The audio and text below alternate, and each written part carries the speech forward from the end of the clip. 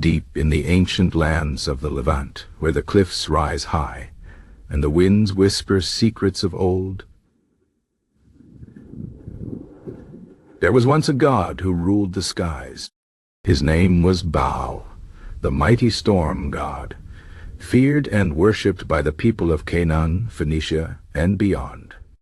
To them, he was not just a god of rain and thunder. He was the bringer of life, the warrior who fought chaos, and the king who sat upon the heavenly throne. Long ago, before cities stretched as far as the eye could see, the people of the Levant looked to the skies with hope and dread. The land was harsh, and without rain, crops would fail, and famine would follow. They believed that Baal controlled the storms, that his voice was the thunder, and his arrows were the lightning that split the heavens. When he rode across the sky, the earth trembled beneath his power. But Baal was not always the ruler of the gods. In the beginning, there was another, El, the wise and ancient father of the gods. El was kind but distant, and the people needed a god who walked among them, who fought for them. And so Baal rose. He was young and strong, full of fire and fury.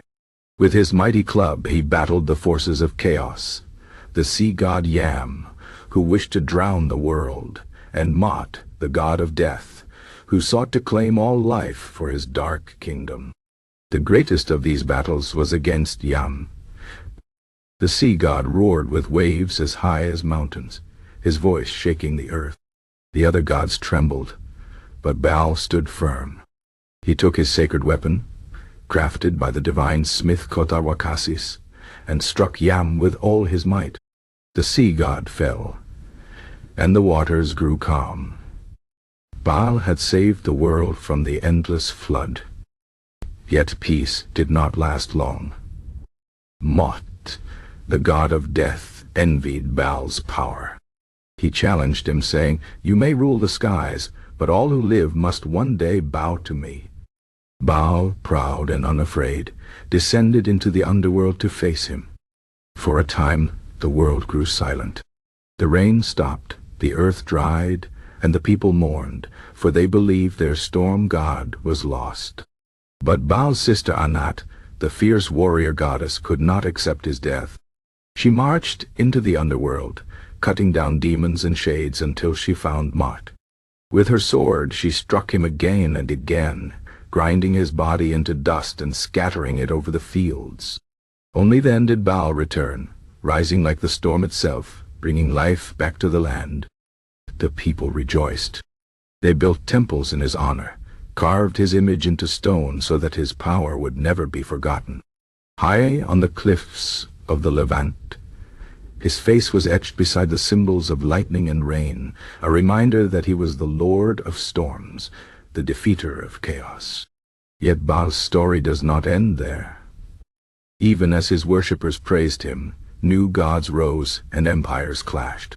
The Phoenicians carried his name across the seas. The Babylonians told tales of his battles, and even his enemies could not deny his strength. But time moves forward, and gods fade when their people forget. Today, when the wind howls through the cliffs where his face was carved, some say you can still hear the echo of Baal's thunder. The storms still come, the rains still fall, and though his temples lie in ruins, his story remains, etched not just in stone, but in the very heart of the ancient world. And so, the legend of Baal lives on, a god of power, a god of struggle, a god who fought for the skies and won. His name may no longer be spoken in prayer, but the earth remembers. The cliffs remember. And if you listen closely, so will you.